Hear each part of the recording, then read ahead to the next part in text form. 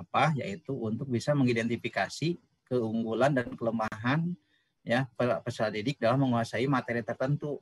Karena Bapak dan Ibu juga bisa merasakan ya selama sekian bulan kita belajar selama PJJ ini ya terjadi kondisi yang variatif ya. Ada yang bisa daring, ada yang bisa luring, ada yang bisa kombinasi, dan tentunya juga akan berdampak terhadap ketercapaian kompetensi para peserta didik. Oleh karena itu guru sebelum memberikan memberikan materi atau menyampaikan materi di kelas yang baru tentunya perlu mengidentifikasi bagaimana kemampuan siswa pada kelas-kelas sebelumnya. Baik, dan Ibu yang saya hormati, saya mohon izin untuk share screen ya, dan nanti boleh Bapak Ibu untuk berdiskusi dengan saya.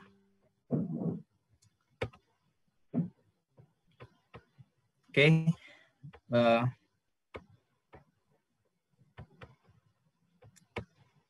Ya, tadi Pak Komarudin menyampaikan memang kondisi sekarang saya sedang di Jakarta, Kang Komar.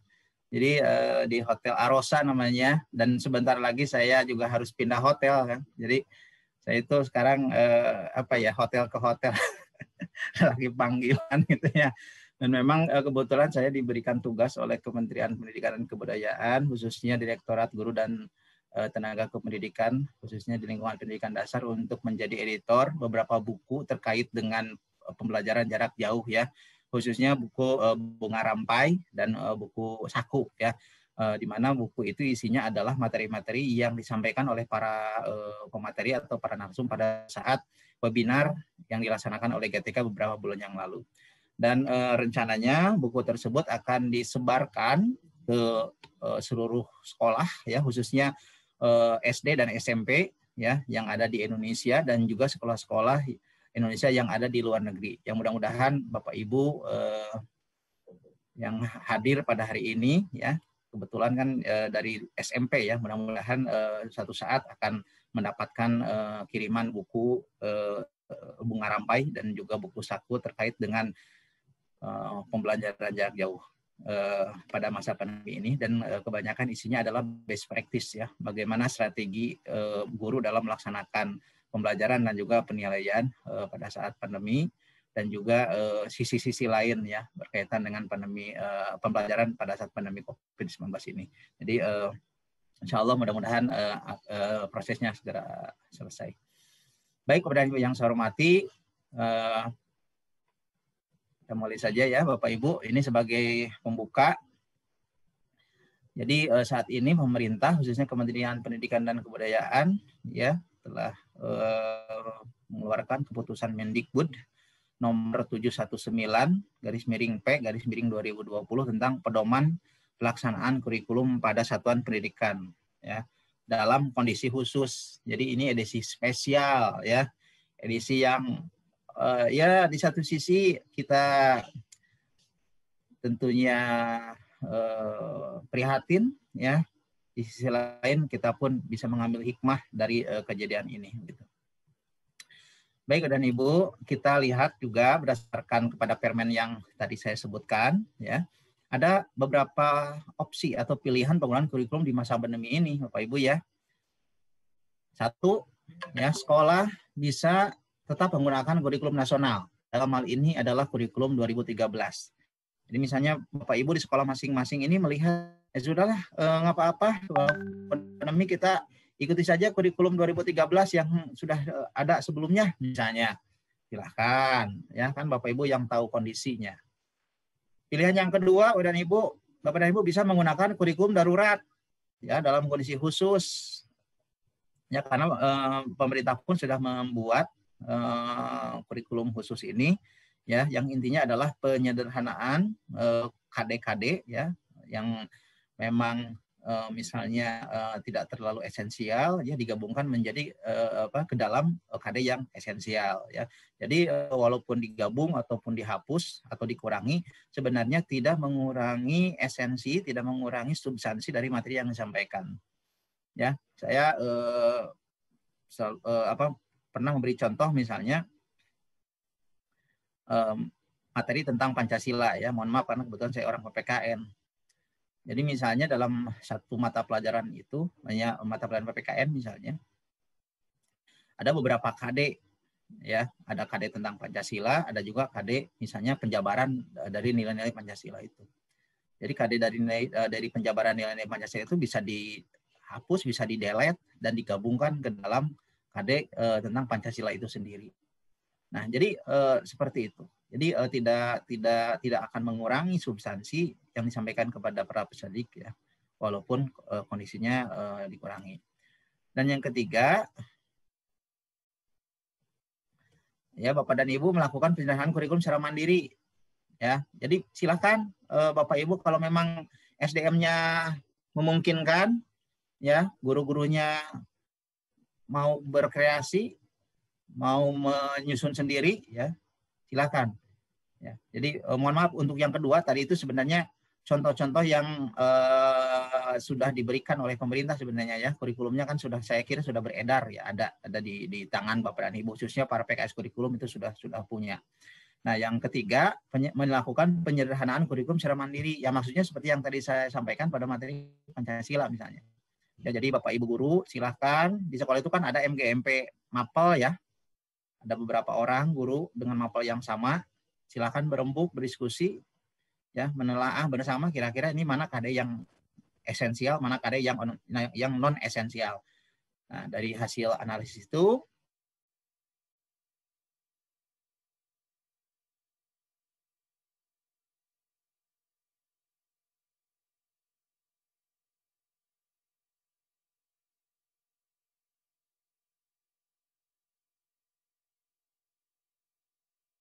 kurikulum yang paling memungkinkan untuk dilaksanakan oleh Bapak dan Ibu pada masa pandemi ini.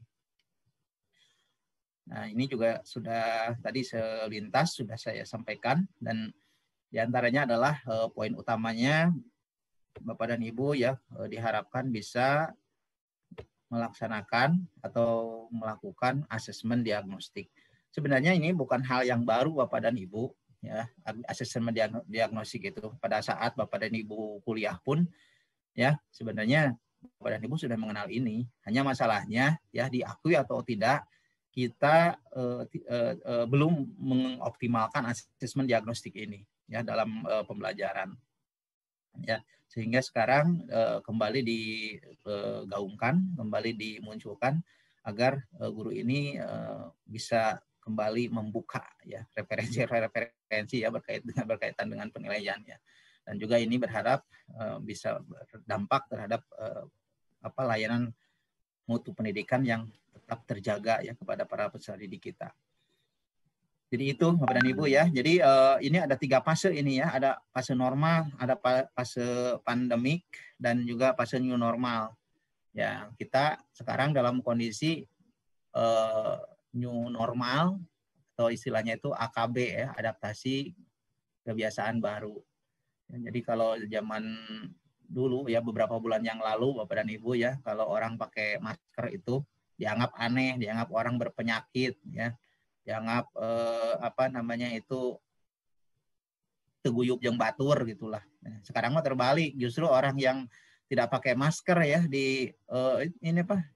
diperingatkan, bahkan didenda gitu kan, ada razia masker. Nah, itu yang contoh new normal itu Bapak dan Ibu, ya. Nah, terkait dengan literasi, saya tidak akan terlalu banyak cerita di sini. Inti nama Bapak dan Ibu, walaupun dalam masa pandemi, literasi ini bisa dilaksanakan, Bapak Ibu, ya. Baik itu literasi baca tulis, literasi numerasi, kesehatan, sains, teknologi, sosial, budaya, ekonomi, finansial, spiritual, kamling itu keamanan dan lingkungan. Kebetulan saya juga sudah menyusun atau menulis buku terbaru, ya, judulnya Membaca Ayat-Ayat Corona, ya. Salah satu tulisan yang ada pada buku itu adalah membaca corona dari berbagai perspektif, ya, termasuk juga dari perspektif pendidikan, kesehatan, lingkungan, teknologi, perspektif agama gitu. Jadi COVID ini bisa dilihat dari berbagai perspektif. Hal ini pun saya kira bisa dimanfaatkan oleh Bapak dan Ibu para guru mata pelajaran, ya, untuk melakukan pembelajaran secara kontekstual dikaitkan dengan kondisi sekarang. Ya, bahkan dalam memberikan soal pun Bapak dan Ibu bisa mengaitkan soal yang Bapak Ibu berikan dengan kondisi sekarang ya. Ya, dalam buku yang saya tulis itu juga saya memberikan contoh ya soal HOTS gitu kan, dengan mengambil tema COVID-19 ya, dan itu saya berikan juga contoh soal PG-nya seperti apa, soal IC-nya seperti apa, dan ternyata tanpa diduga ya, tanpa saya duga ternyata soal itu viral ya, viral kemana-mana. Mungkin Bapak dan Ibu juga sudah pernah mendapatkan share-nya beberapa bulan yang lalu gitu kan, ada soal HOTS ya dengan format PG atau juga format esai Bapak dan Ibu. Dan saya cek di internet pun ada beberapa web yang mengutip contoh soal tersebut. Ya, dan saya lihat juga di blog itu sekarang kalau tidak salah yang mengakses soal-soal itu kurang lebih sebanyak 102.000 orang. Ya. Berarti itu bisa menjadi contoh ya bagi banyak guru di Indonesia. Berikutnya, dan Ibu, ya ada hal yang positif sebenarnya yang bisa kita ambil. Ya, intinya dari pandemi ini guru dipaksa mau belajar TIK. Ya, seperti hanya kondisi saat ini Bapak dan Ibu ya, yang tadinya Bapak Ibu mungkin agak alergi belajar TIK ya. Sekarang mau tidak mau ya harus mengenal Zoom, harus mengenal Webex misalnya ya, harus mengenal Google Meet, harus mengenal Microsoft Teams ya, harus mengenal yang namanya Learning Management System atau LMS ya, harus bisa bikin Google Form, bisa mengoperasikan Google Classroom dan aplikasi lainnya. Jadi siswa juga semakin melek IT khususnya terkait dengan berbagai aplikasi belajar daring ya. Meskipun ada juga siswa-siswa yang tidak bisa melakukan belajar secara daring ya karena keterbatasan sarana prasarana, keterbatasan akses internet ya, termasuk juga keterbatasan kemampuan orang tua untuk membelikan kuota internet ya. Sehingga kalau tidak salah beberapa minggu yang lalu kalau tidak salah ya Pak Mendikbud ya ada program untuk memberikan bantuan kuota internet, dan sekarang kan sekolah sedang atau juga mungkin sudah ya menginput nomor-nomor HP siswa yang akan diajukan untuk mendapatkan bantuan kuota internet kepada Ibu ya. Di tujuan literasi, menambah wawasan, membangun kecakapan hidup. Ya tadi saya sepintas mendengar dari pemateri sebelumnya Bapak dan Ibu berkaitan dengan penilaian ya. Jadi memang saya setuju dengan apa yang disampaikan oleh pemateri sebelumnya. Jadi pelajaran pelaksanaan KBM pada saat pandemi ini tidak hanya fokus kepada pencapaian aspek kognitif, tapi bagaimana membangun kecakapan hidup ya, dari mulai dia bangun tidur sampai tidur lagi, karena waktunya kan lebih banyak di rumah ya. Dia membereskan tempat tidur, dia membantu pekerjaan orang tua di rumahnya, terus dia membuat misalnya keterampilan-keterampilan, membuat produk-produk ya, prakarya dan lain sebagainya. Bagaimana dia juga membangun mental dia selama pandemi ini, karena tidak bisa dipungkiri juga banyak siswa yang sudah jenuh, bukan hanya siswa sebenarnya ya, guru pun diakui atau tidak sudah jenuh ya, sudah ingin bertemu dengan rekan sejawat, ingin bertemu dengan anak-anak didik mereka gitu kan ya, walaupun kadang kesel dengan anak didik ya karena misalnya sudah diatur, tapi tetapnya dari kan jadi anak masuknya gitu kan ya, ingin ketemu kembali ya di sekolah, ketemu di kelas ya, belajar seperti biasanya. Ada juga penguatan pendidikan karakter Bapak dan Ibu ya, kegiatan KBM di rumah juga bisa menjadi sarana untuk penguatan PPK. Oke, ya diantaranya apa? Misalnya membantu orang tua, ya penguatan sikap religiusnya, sikap gotong royongnya, kepedulian sosial. Ya, itu guru yang nantinya akan mengondisikan, ya, dan juga berkomunikasi dengan orang tua siswa. Karena waktu di rumah tentunya orang tuanya yang lebih tahu kondisi siswanya. Oke, contoh pelaksanaan literasi. Saya kira ini Bapak Ibu nanti bisa baca ya. Saya banyak akan share kepada Bapak dan Ibu karena waktu juga terbatas. Saya diberikan waktu sampai jam 11.30 ya. Oke, literasi. Oke, asesmen. Nah, asesmen Bapak dan Ibu. Nah, kita sekarang ketahui bersama bahwa kondisi pembelajaran masih PJJ ya, mungkin termasuk juga di Kabupaten Bandung ya. Walaupun ada lampu kuning ya, sekolah boleh melaksanakan tatap muka ya, KBM tatap muka, tetapi tentunya harus mengikuti prosedur, harus mengikuti protokol yang sudah ditetapkan oleh pemerintah, harus berkoordinasi ya dengan berbagai pihak terkait, diantaranya harus ada izin juga dari Dinas Pendidikan, ya sampai harus ada izin dari orang tua siswa, Bapak dan Ibu ya. Jadi meskipun misalnya Dinas Pendidikan mengizinkan, ya gugus tugas COVID mengizinkan, tapi ternyata orang tua siswa tidak mengizinkan. Nah, sekolah pun tidak bisa memaksa. Ya, jadi intinya harus ada komunikasi terlebih dahulu antara sekolah dengan orang tua siswa. Tapi berdasarkan hasil pantauan saya ke beberapa sekolah, termasuk juga sekolah-sekolah yang berada di Kabupaten Bandung, ya saya lihat sekolah-sekolah yang ada di Kabupaten Bandung juga sudah menyiapkan diri ya untuk melaksanakan KBM tatap muka ini ya. Di antaranya ya melengkapi dengan melengkapi sarana prasarana ya, tempat cuci tangan ya, ada termogan, ada pembatasan penggunaan ruangan di sekolah gitu kan, jaga jarak. Saya kira sekolah pun sudah sangat paham dengan kondisi seperti ini ya. Ya tujuannya kan untuk menghindari kerumunan yang terlalu banyak misalnya. Ya. Nah sebenarnya kalau saya perhatikan kalau bicara jaga jarak kerumunan gitu ya, memang pada saat guru berkunjung ke rumah siswa pun ya potensi itu ada ya, kan ada kasus juga ada siswa yang atau orang tua yang terkena COVID ya gara-gara apa, yaitu tadi ada interaksi ya antara siswa, orang tua, guru di rumah, dan juga karena mungkin rumahnya itu secara sanitasinya kurang bagus ya, kurang terjaga. Terus juga mungkin orang tuanya pulang dari pasar gitu kan, gurunya pun misalnya di jalan interaksi dengan siapa ya. Jadi sebenarnya moda pembelajaran pun potensi untuk terjadinya masalah itu ada ya. Tapi ya kita berharap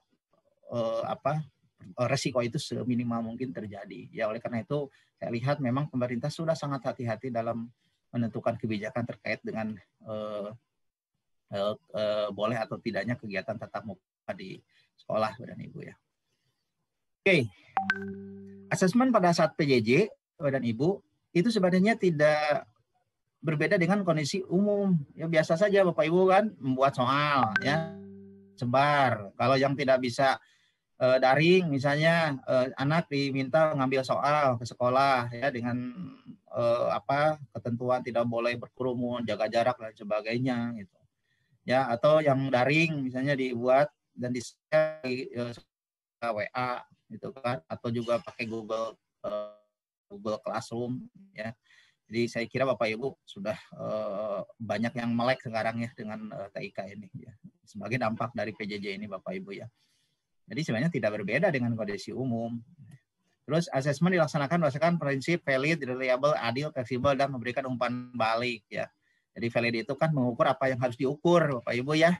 Jadi ngukur jalan jangan pakai meteran untuk kain, itu pasti sulit untuk valid ya. Jadi ngukurnya harus pakai meteran untuk jalan.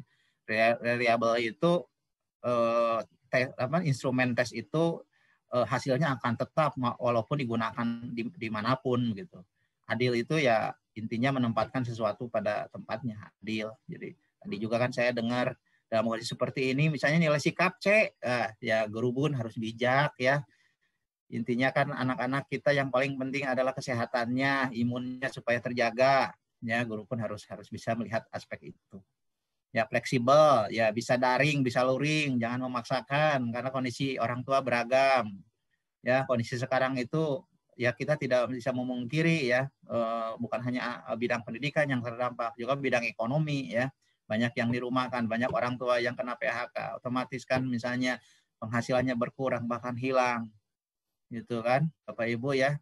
Jangankan untuk beli kuota, untuk beli beras pun kadang sekarang banyak yang mengeluh misalnya kan seperti itu. Jadi harus fleksibel dan memberikan umpan balik ya. Salah satu catatan Bapak dan Ibu yang banyak menjadi sorotan pada saat awal-awal dilaksanakannya PJJ ini kan, mohon maaf ya misalnya karena guru juga masih dalam proses adaptasi ya, masih dalam kondisi kebingungan ini harus bagaimana PJJ secara daring ini.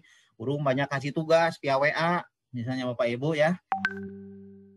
Ternyata tugas itu tidak diberikan umpan balik ya.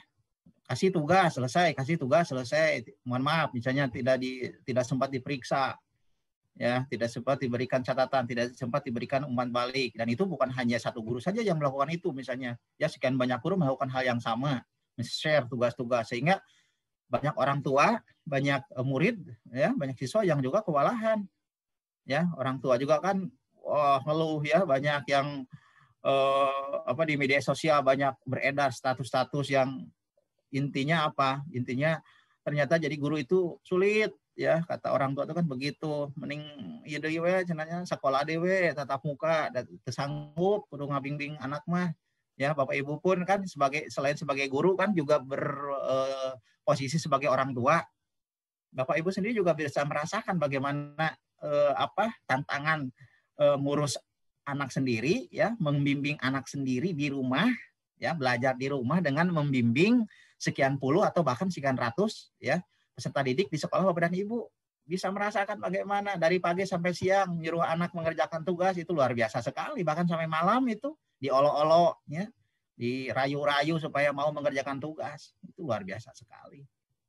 Ya, dan sekarang saya lihat, saya amati juga sudah semakin baik pelaksanaannya, guru-guru pun sudah bisa mengukur bagaimana tugas itu harus diberikan, memberikan umpan balik, ya.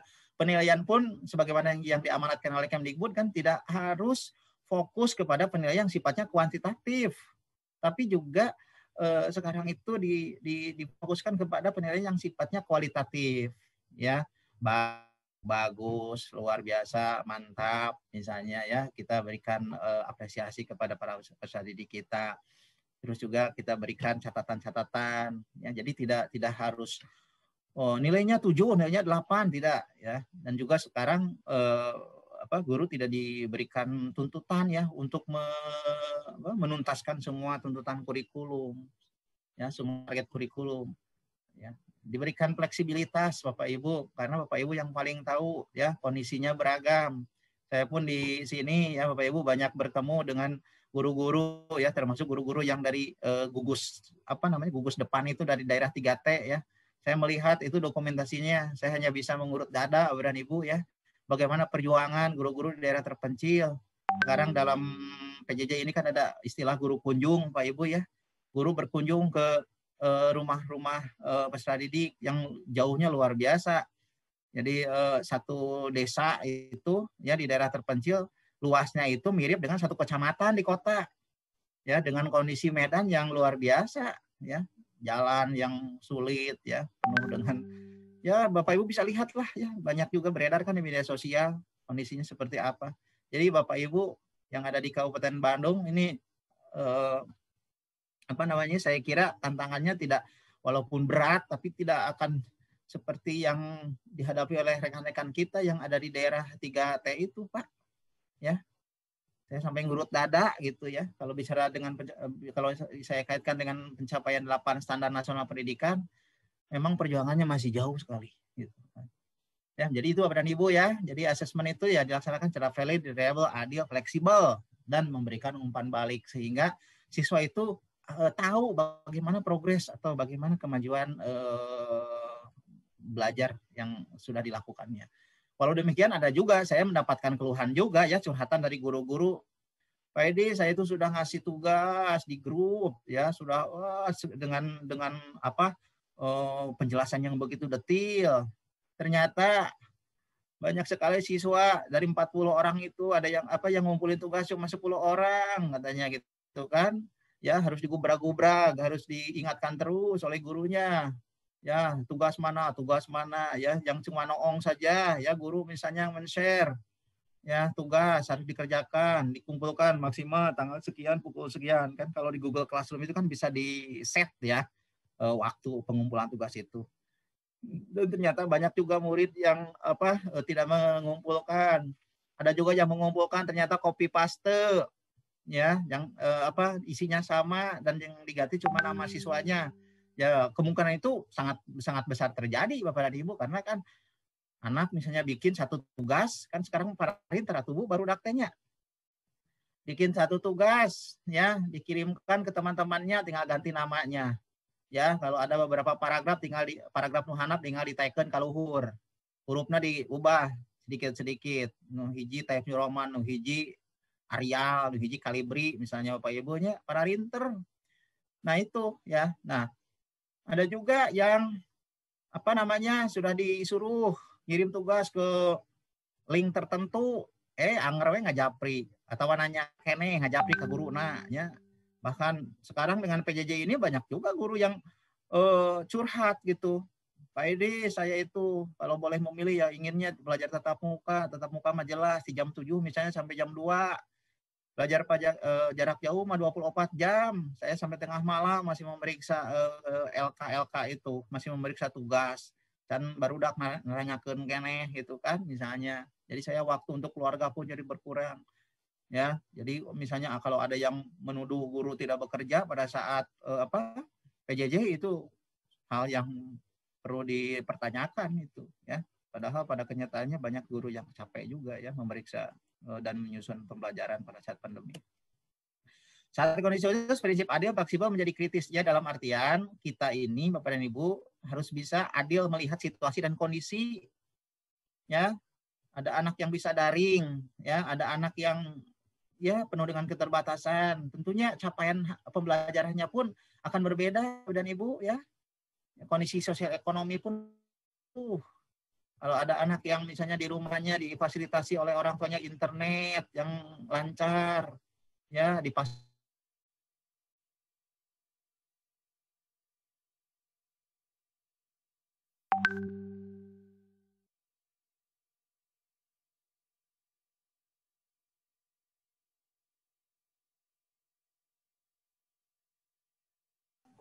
ya Pak Idris. Pak Idris, Pak Komar mungkin bisa mengontak kembali. Kayaknya sudah terpental ya Pak Idris ya. Halo, Pak Idris.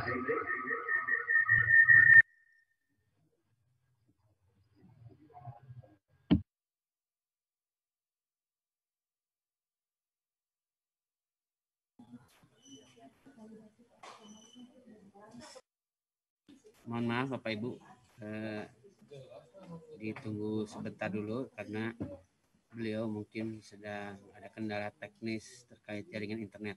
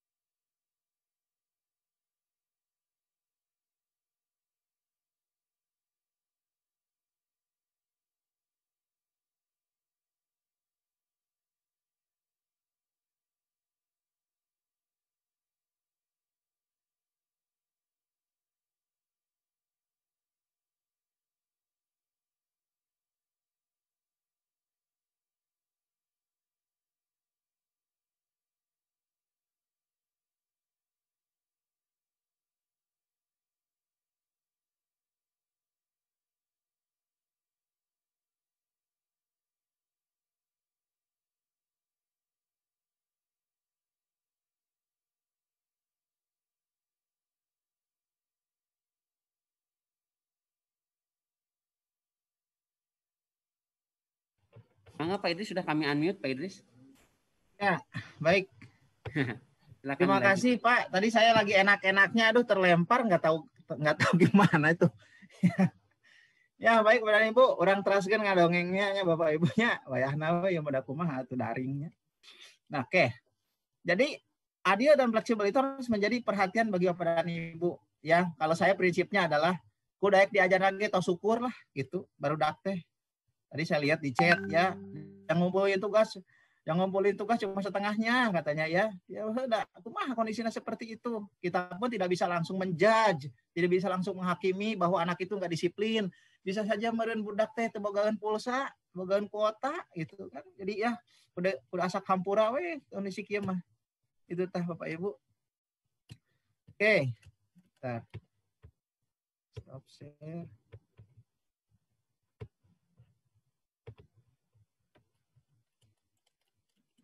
nggak bisa. Nah, ini saya agak lemot ini.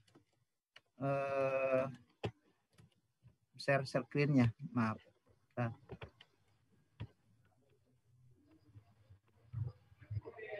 Oke, ya. Asesmen yang dilakukan hendaknya mengakomodir. Halo? Bisa di-unmute dulu, Pak Komar? Nah, asesmen yang dilakukan hendaknya mengakomodir keragaman akses fasilitas dukungan. Tadi saya sudah jelaskan ya, intinya harus bijak lah ya. Saat terjadi relaksasi dan pembelajaran, maka asesmen yang dilakukan dipastikan mampu mendiagnosa kemampuan siswa dalam pada kompetensi yang bersifat esensial. Nah, ini perlu digarisbawahi Bapak Ibu. Esensial itu berarti penting atau prasyarat bagi kompetensi lainnya. Jadi intinya kita harus bisa mengidentifikasi dulu sebelum kita memberikan materi yang baru, kita cek dulu anak diberikan materi yang lebih ringan bisa enggak gitu. Jadi ulah sampai ke loading ya, jangan sampai loading, jangan sampai anak itu ngahuleng ya, boro-boro diberi materi nu baru, diberi materi yang lama pun belum mereka kuasai begitu. Jadi setidaknya guru itu harus bisa mengidentifikasi kemampuan siswa terlebih dahulu Bapak Ibu ya.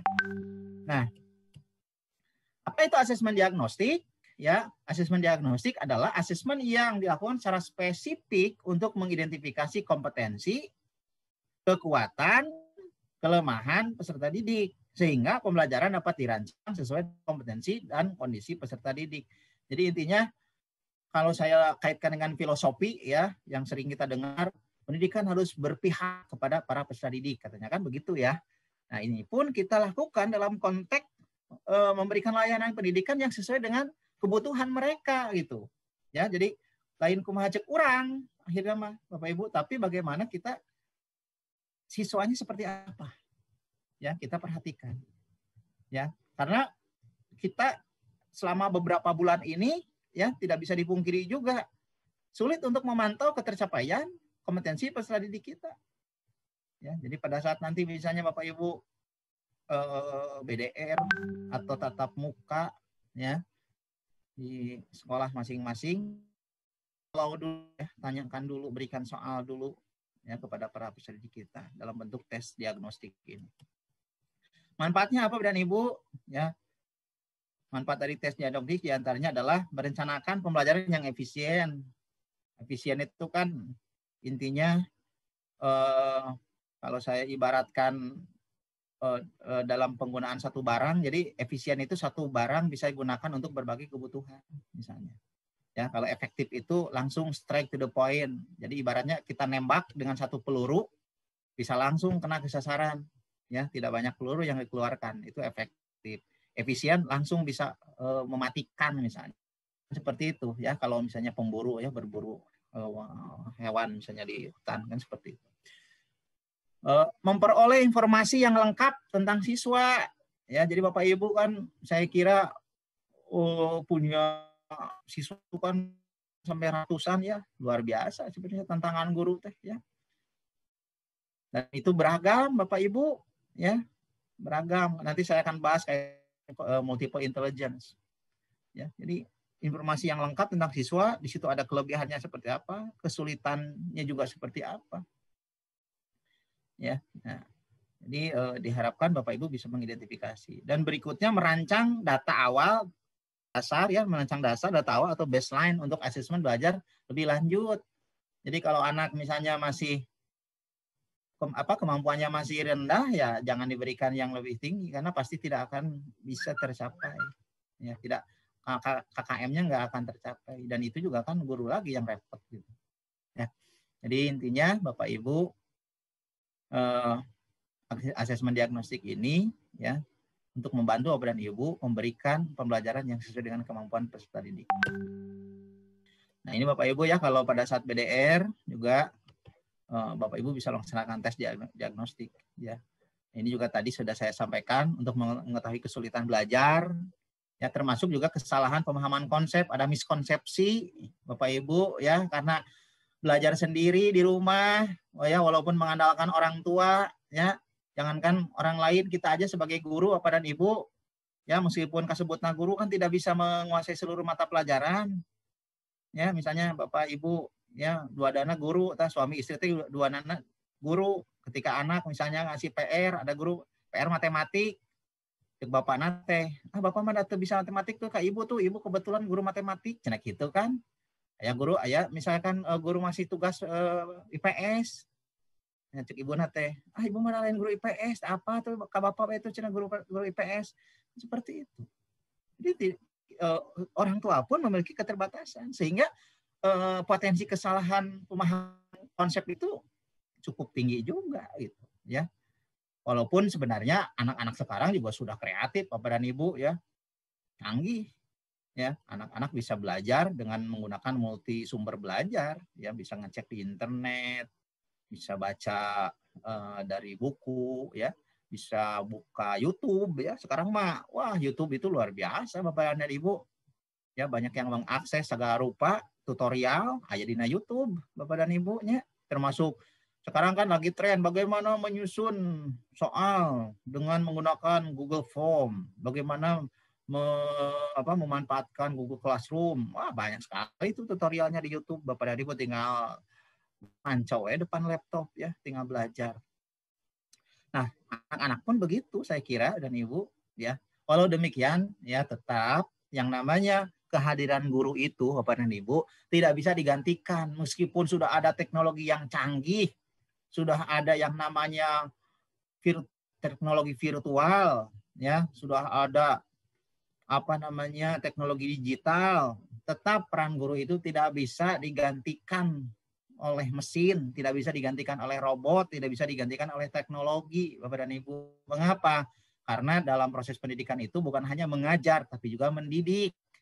Mengajar mahiji tamahiji sama dengan dua, hari mendidik mah bagaimana membantu karakter mereka, membangun kepribadian mereka, dan hal itu yang tidak bisa dilakukan oleh mesin Bapak dan Ibu.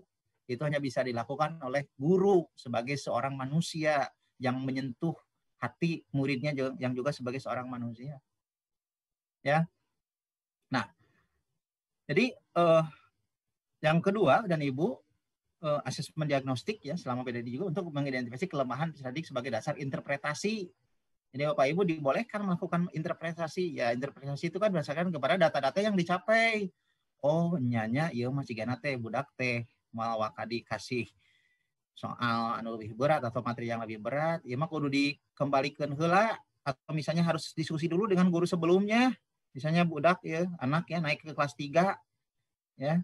Nah, ternyata setelah didiagnostik anak tuh aduh ieu mah berat kene ya diberi materi ieu mah. Komunikasi dulu dengan guru kelas 2 na. Ya anak ya kumahanya, Bu.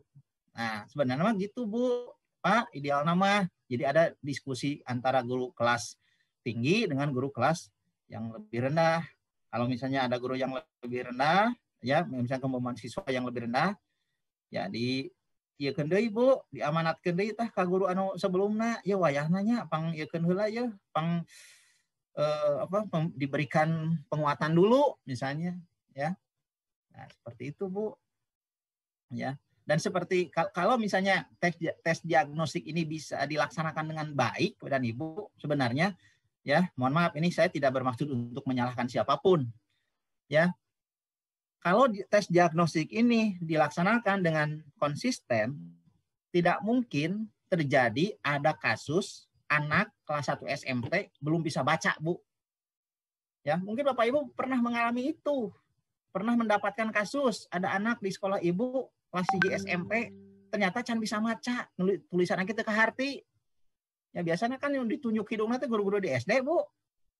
Ya, cenah budak kelas 1 SMP tapi nanti bisa maca nu kieu cenah diluluskeun kan seperti itu. Nah, mengapa? Karena guru SD pun bukan berarti nggak ngerti, mereka pun ada pertimbangan yang sehingga anak itu kumaha berapa cenah gitu kan. Ari teh ditaekeun sok sieun budakna minder, budakna keluar di sekolah gitu kan. Bahkan kadang-kadang secara heureuйnya, secara berselorohnya gitu kan Bapak Ibu, akhirnya guru kelas SD nya ada muridnya belum bisa maca, anger taekeun ke kelas 2. Cek guru kelas 1 teh ka guru kelas 2, mangga jangakeun ya, selamat menikmati. Cenah kan seperti itu. Ya. Begitupun guru kelas 2 naik ke kelas 3, kelas 4, kelas 5. Dan itu sebenarnya hanya kasus Ibu ya. Nah, ya, tidak bisa digeneralisasi. Biasanya juga terjadi pada siswa-siswa yang berkebutuhan khusus. Ya, karena ada juga SD-SD yang menyelenggarakan pendidikan inklusif, Bapak dan Ibu ya. Kalau pendidikan inklusif itu kan harus menerima siswa yang berkebutuhan khusus. Jadi itu sebenarnya kasus lah. Oke, Bapak dan Ibu, sekarang kita bicara tentang tahapan asesmen diagnostik. Ini ada beberapa tahapan yang Bapak Ibu bisa perhatikan. Pertama, Bapak Ibu perlu menganalisis kompetensi kelas dasar. Ya, Bapak Ibu misalnya kan guru kelas 3 ya cek heula tah asesmen ya. Kompetensi materi pada kelas sebelumnya sebagai prasyarat untuk menguasai kompetensi yang akan dipelajari di kelas yang baru. Itu ya, jadi menganalisis kompetensi dasar kelas asesmen mau seperti apa, misalnya mengidentifikasi kompetensi dasar prasyarat juga. Jadi ibarat anak ya, misalnya ikut misalnya ikut pelatihan bela diri Bapak Ibu ya misalkan. Nah, sebelum naik tingkat itu kan suka ada ujian dulu ya. Nah, itu sebagai prasyarat sebenarnya apakah anak itu sudah layak naik ke misalnya ya kalau dalam olahraga taekwondo atau karate misalkan ada sabuk apa ya, saya kurang begitu paham sabuk apa itu yang paling rendah itu ya. Nah, itu kan ada ini dulu, ada latihan dulu, ada ujian dulu untuk bisa naik tingkat itu. Jadi tidak ujug-ujug lah ya intinya. Terus juga Bapak Ibu menganalisis keterkaitan materi pada KD prasyarat dengan KD di kelas asesmen. Kelas asesmen itu maksudnya di kelas yang sedang dijalani oleh siswa gitu. Yang mana ya misalnya pelajaran bahasa Indonesia misalnya Bapak Ibu ya. Misalnya di kelas yang baru ada materi tentang menulis. Nah, sebelum guru memberikan materi tentang menulis misalnya cek dulu ada nggak materi di kelas yang sebelumnya yang juga berkaitan dengan peningkatan kompetensi murid pada bidang menulis misalnya. Atau sebelum menulis kira-kira apa prasyarat yang harus dimiliki oleh siswa? Misalnya membaca dulu kan, membaca terus juga mengenal huruf misalnya kan seperti itu. Nah, berikutnya Bapak dan Ibu, setelah Bapak Ibu menganalisis keterkaitan materi pada KD ya, pada KD prasyarat dengan KD yang Bapak Ibu akan sampaikan, Bapak Ibu menyusun soal ya jangan banyak-banyak Bu, Pak, 10 we lah nya. 10 misalnya bikin dalam bentuk PG ya. Nah, bikin PG 10 itu nanti saya akan jelaskan porsinya seperti apa. Ada contoh porsi soalnya. Nah, terus Bapak Ibu soal itu setelah disusun diberikan kan ya kepada para peserta didik untuk dikerjakan oleh mereka ya. Nanti tekniknya bisa teknik secara daring, bisa teknik secara tatap muka. Kalau daring kan tentunya paperless Bapak Ibu ya. Hanya kalau tatap muka karena keterbatasan sarana prasarana jadi siswa ngagidi ke sekolah yang ngambil soal ya, bahkan ada juga Bapak dan Ibu ya, Bapak Ibu bisa cek juga tuh di media sosial, di YouTube ya. Perjuangan guru pada saat ujian kenaikan kelas itu sampai naik kendaraan ya, menyusuri jalur yang berat, datang ke rumah siswa, menyerahkan soal, budak ngerjakan soal, ditungguan ku guru ya, udah beres ngerjakan soal diambil lagi ya. Jadi luar biasa. Ya, jadi guru selain jadi pengajar pendidik juga jadi distributor soal Bapak Ibu. Ya. Nah, setelah diisi Bapak dan Ibu menganalisis jawaban siswa. Jadi ya diolahlah inti nama, diinput ya, diinput. Ini benar berapa, salah berapa gitu kan. Jadi diproses lah intinya. Nah, biasanya kan misalnya menggunakan Excel ya, ya. Misalkan kalau PG itu kan skor itu ekstrim ya. Kalau benar nilainya 1, kalau salah nilainya 0 misalnya. Itu gampang sekali ya. Tinggal di setting aja di Microsoft Excel itu. Nah, setelah Bapak Ibu menganalisis jawaban siswa, lalu Bapak Ibu menyusun interpretasi. Interpretasinya apa? Misalnya ya, interpretasinya anak itu misalnya tidak paham, kurang paham, atau sudah paham, misalnya kita bikin 3 level gitu. Ya, kalau misalnya tidak paham, kita minta bantuan guru yang sebelumnya. Cik ya wayahna, ya pengajarkan saya ya. Soalnya ya di kelas saya mah ya anak teh mau bisa mau mampu pun ya karunya bakal ketinggalan ku anak-anak lain. Ya kita minta bantuan ke guru yang sebelumnya di kelas sebelumnya atau rekan yang lain yang sekiranya bisa membantu. Ya kalau misalnya agak-agak paham, nah guru ya di kelas yang bersangkutan itu bisa memberikan macam penguatan. Mohon maaf, saya mohon izin dulu sebentar Pak ya, sebentar.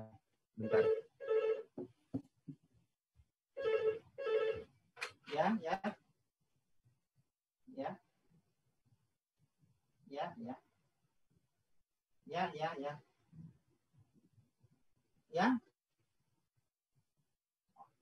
Oh iya, saya mau check out. Ini kebetulan lagi ada daring sampai jam 12 Pak ya. Ya, saya akan close setelah jam 12. Ya, siap. Ya, oke, ya.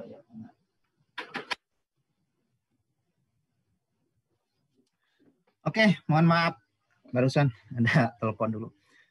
Oke, jadi Bapak Ibu silakan Bapak Ibu menginterpretasi sendiri berkaitan dengan derajat kemampuan peserta didik Bapak dan Ibu, ya. Karena Bapak Ibu saya kira kan sejak awal tahun pelajaran ini belum bisa mengidentifikasi, belum bisa mengenal secara mendalam bagaimana kemampuan, bagaimana karakteristik para peserta didik Bapak dan Ibu. Karena selama ini saya kira Bapak Ibu banyak yang mengandalkan pembelajaran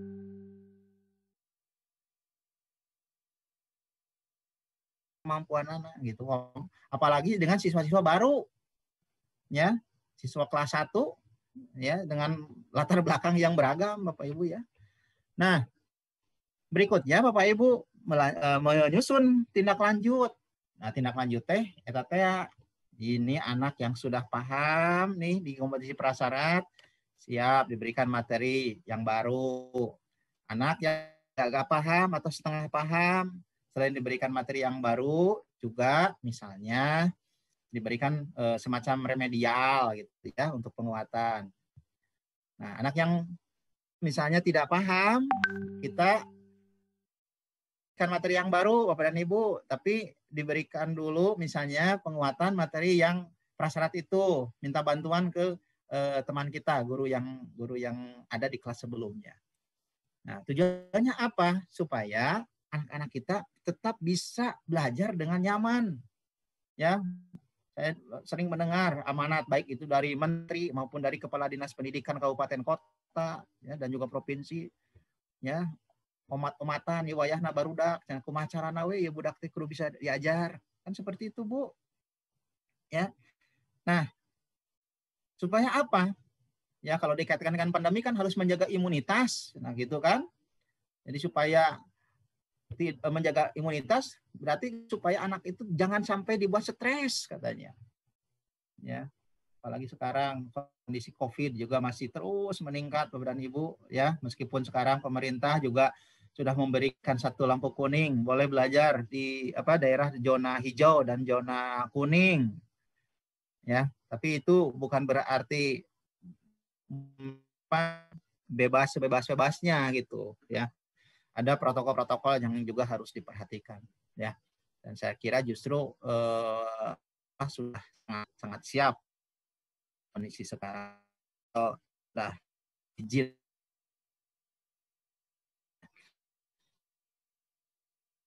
diagnostik. Jadi ada KD kelas sebelumnya, ya. Ini ada KD kelas sebelumnya, ada juga KD kelas yang baru. Nah, ini ada pertautan, ya. Ada hubungan. Nah, di tengah-tengahnya ada asesmen diagnostik yang tujuannya adalah untuk menganalisis kesulitan siswa. Nah, jadi supaya tidak ada kendala, anak itu diberikan dulu. Nah, jadi kelas sebelumnya ini perlu ada komunikasi, Pak, Bu, ya, saya kira kan sekalipun kan Bapak juga punya grup ya di masing minimal bertanya, ya kumaha ya budak teh ya ningan can bisa boro-boro dibere materi misalnya pembagian penambahan ge can bisaeun kan seperti itu Bu Pak ya, supaya anak itu tidak terlalu berat ya dalam mengikuti materi yang disampaikan oleh guru. Nah, asesmen diagnostik ya, itu ada dua Bapak dan Ibu, ada pada aspek kognitif, ada nah, kognitif itu sebenarnya hal yang apa ya sudah biasa lah dilakukan oleh guru ya. Atau AI, kan? Ya, tujuannya apa? Untuk mendiagnosis kemampuan dasar siswa dalam topik sebuah mata pelajaran. Ya. Asesmen diagnostik ya, mengandung satu atau lebih dari satu topik. Ya, apa hanya bikin ya, ada beberapa KD yang Bapak Ibu misalnya bisa gabung di situ. Atau ada satu KD tapi beberapa sub yang beragam. Jadi intinya ini semuanya diserahkan sepenuhnya kepada Bapak dan Ibu. Ya, karena Bapak dan Ibu yang tahu kondisinya seperti apa, ya. Istilahnya per lah ke Bapak Ibu. Istilahnya KD titik berapa, 3 titik berapa, 4 titik berapa, misalnya kan 3 pada KD 4 pada misalnya kan seperti itu. Ada KD non kognitif. Nah, kognitif itu lebih kepada kondisi psikologisnya, suasana kebatinan seperti apa, ya, karena kondisi sekarang kan anak-anak pun mengalami kejenuhan, ya, bahkan Bapak Ibu juga saya kira mungkin pernah melihat video yang beredar, ya, budak ceurik hayang panggih jeung guruna, ya, begitupun guru nyanyi hayang panggih jeung muridna, ya, ada murid anu sakitu didampingi ke orang tuana, ya, mogok belajar nggak mau, ya, bahkan ya kadang di satu sisi saya juga prihatin, di sisi lain saya juga ingin ketawa gitu kan. Ya, ada yang murid protes, si anak protes ketika didampingi orang tuanya, disuruh ngajakin tugas, sok payahan gitu kan. Saya juga sampai ketawa. Ternyata memang tidak mudah membimbing anak membimbing anak belajar di rumah itu karena orang tua tidak dibekali kemampuan pedagogik. Ya, walaupun ada istilah orang tua itu sebagai pendidik pertama dan utama di keluarga, mereka lebih fokusnya kepada apa? Kepada pembentukan karakter. Ya, bukan kepada penguasaan mata pelajaran.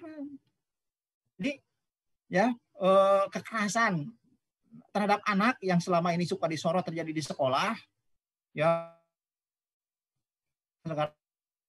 takut memberikan hukuman, sekarang justru juga banyak terjadi kekerasan di rumah. Siapa yang melakukannya? Orang tua. Ya. Ada eta model budak dicarekan, budak disentakan, budak diancam. Itu kan salah satu bentuk ya kekerasan yang terjadi dalam keluarga. Ada hari di lingkungan keluarga mata rame, tanah ribut gitu kan, ya. Tidak seperti kalau kasusnya terjadi di lingkungan sekolah. Guru mapan di sekolah teh sampai ka di pan budak tehnya bager ku bagerna, ya, nakal ku nakalna, tapi nyaah guru mah sampai ka di sayang-sayang gitu kan, usapan. Nah, seperti itu. Ya, jadi lebih kepada kondisi psikologisnya, ya, dilaksanakan secara rutin pada awal ketika guru akan baru, ya, dan juga pada akhir ketika guru sudah selesai menjelaskan atau membahas sebuah topik. Jadi intinya untuk mengukur ya anak teh ya, paham tidak dengan materi yang sudah. Jangan-jangan saya asik sendiri. Ya, budak mah teu ngartieun, ya, misalnya. Bapak Ibu, sekarang kan misalnya lagi daring ya, seperti sekarang nih. Saya jadi pemateri, Ibu yang ada di gabung di Vicon ini. Ya, ternyata kameranya di pareuman. Ya, sambil ngepel, aya sambil masak misalkannya, aya sambil gogoleran misalnya gitu. Nah, sekarang kan Bapak Ibu diwajibkan untuk membuka kudu manco gitu. Nah, itu kan tujuannya ya,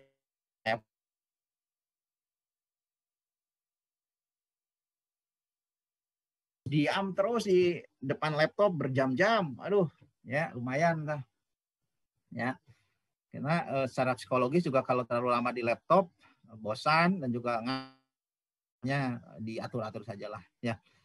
Nah itu Bapak Ibu ya. Jadi ada juga Bapak Ibu kan mungkin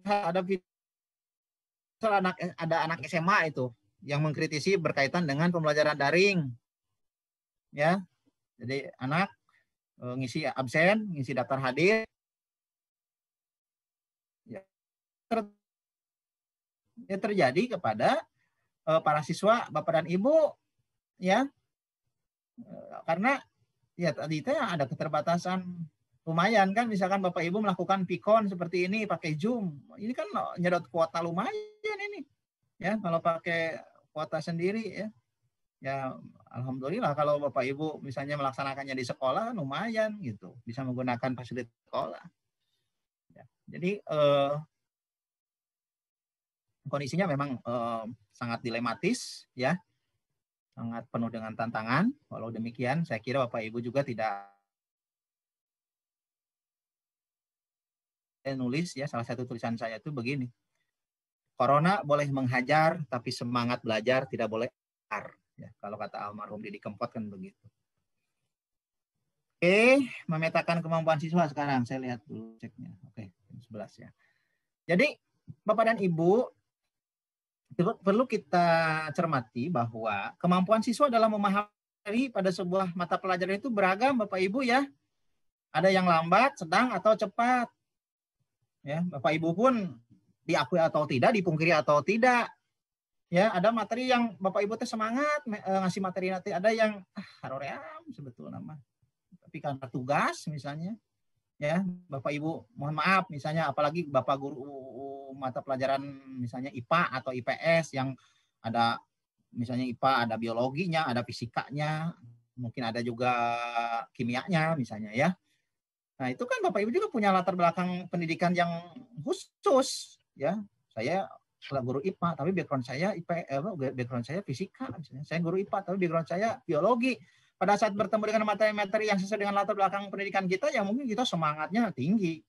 Tapi ketika kita bertemu dengan materi yang itu di luar kemampuan kita, walaupun kita sampaikan, tapi tidak mungkin tidak sebegitu lancar atau sebegitu antusias pada saat kita menyampaikan materi sesuai dengan background pendidikan kita. Ya, begitupun anak-anak Bapak dan Ibu ketika misalnya mempelajari materi tertentu, ada yang lambat, ada yang sedang, atau ada yang cepat. Hal ini dipengaruhi oleh minat, bakat, dan kemampuan siswa. Ya, jadi Bapak Ibu bisa lihatlah respon kalau misalnya belajar tatap muka di kelas kan bisa melihat bagaimana respon anak ya secara langsung. Ya, mungkin saja ada anak yang lambat di materi yang pertama, ternyata bisa lebih cepat di materi yang berikutnya. Ya, asesmen diagnostik maksudnya ya, memetakan kemampuan siswa, ya, siapa saja yang sudah paham, siapa saja yang agak paham, dan siapa saja yang belum paham, ya, terhadap kemampuan prasyarat sebelum mempelajari sebuah materi yang baru. Tadi sudah saya jelaskan. Jadi Bapak Ibu nanti bisa mengelompokkan, ya, kelompok yang sudah mahir, setengah mahir, atau belum mahir misalnya ya. Jadi seperti itu. Berikutnya Bapak dan Ibu, ini tadi saya sudah katakan juga bahwa kondisi siswa itu beragam, unik. Ya, Bapak Ibu kita lihat di sini ada multiple intelligence yang disampaikan oleh Gardner. Ya, ada kecerdasan kinestetik. Ya, resep ieu lamun aya pelajaran olahraga budak resep, Pak iraha bade renang deui Pak, iraha bade main bola deui Pak, gitu kan. Resep budak teh. Ada kecerdasan interpersonal. Ya, interpersonal itu dia bisa mudah untuk gaul, akrab dengan orang lain, ya, calon-calon marketing, ya, jadi dia punya keluasan dalam pergaulan, ya, mudah akrab, ya, dengan orang lain, terbuka, interpersonal ya. Ada kecerdasan linguistik. Yuk, ada anak yang kalau pelajaran bahasa Indonesia, bahasa Inggris, bahasa Sunda, misalnya semangat, resep, ya mah, orang resep, cenah rek nunyian puisi, ya kan seperti itu. Atau misalnya saya sop, mentah kaharup, kita pidato, karena punya kemampuan public speaking, misalnya punya itu. Ada logika matematik, guru matematik, resep, 2 jam itu cukup misalnya. Ya, karena dia senang hitung-hitungan, dia senang bukan hitung-hitungannya, dia senang dengan angka-angka. Ya. Ya, ada kecerdasan naturalistik. Ya. Nah, ini anak teh nggak mau belajar di kelas, yang teh prakan kali lingkungan, ya ke hutan, ke kebun, itu kan di alam, senang dengan hal yang sifatnya personal. Nah, ya, cenderung misalnya pendiam, ya, tapi dia juga bisa mengendalikan diri dengan baik, misalnya jaga diri, gitu kan. Jadi sama itu di pikiran heula, itu akan menyinggung atau tidak kepada orang lain, nah, seperti itu, ya, intrapersonal. Ada visual spasial, ya, ada di referensi yang lain saya baca visual spasial.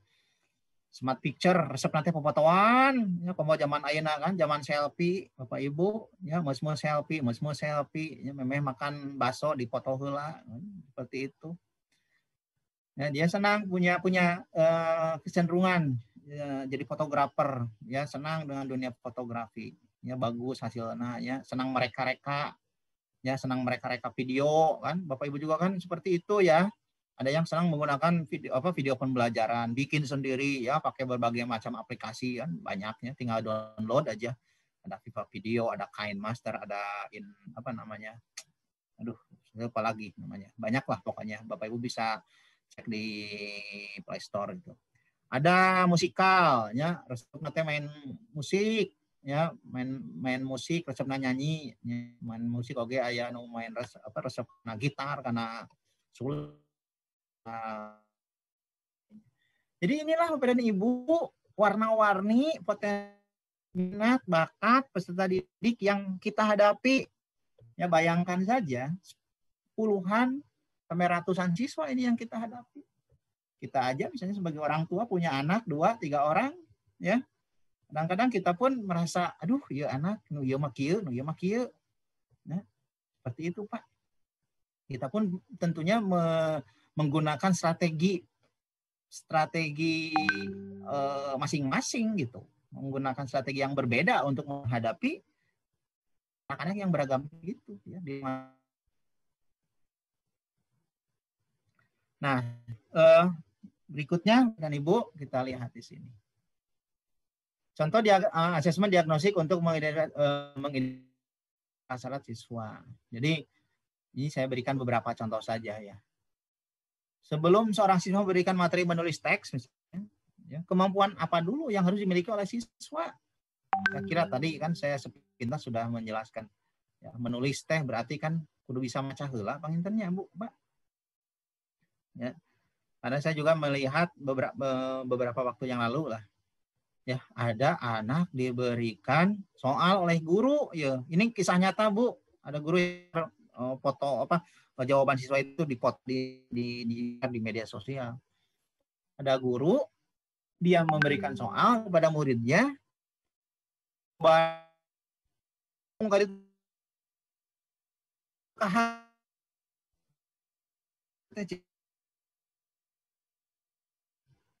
dan setelah ditelusuri lebih lanjut, ternyata anak itu nggak bisa baca. Nah, hal itu sebenarnya tidak akan terjadi kalau guru itu melakukan penilaian diagnostik terlebih dahulu. Ya, seperti itu, Bu. Ya, sebelum siswa diberikan materi perkalian dan pembagian, kemampuan apa dulu yang harus dimiliki oleh mereka? Kan misalnya kalau matematik ya, ada penyumlahan, penambahan, pengurangan, misalnya kan, Bapak Ibu, seperti itu.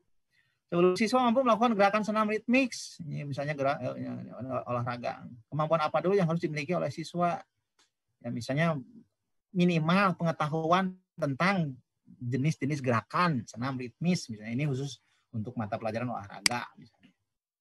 Ya, sebelum siswa mampu menganalisis sebuah teks berita, kemampuan apa dulu yang harus dimiliki oleh mereka? Karena ini sifatnya analitis, berarti minimal harus bisa memiliki kemampuan membaca secara mendalam dan juga bisa menganalisis sebuah naskah. Jadi Bapak Ibu yang saya kira juga jauh lebih tahu lah terkait dengan masalah kontennya mah. Ya. Sebelum siswa memahami tentang hak asasi manusia, materinya PPKN, materi apa dulu yang harus dimiliki oleh mereka?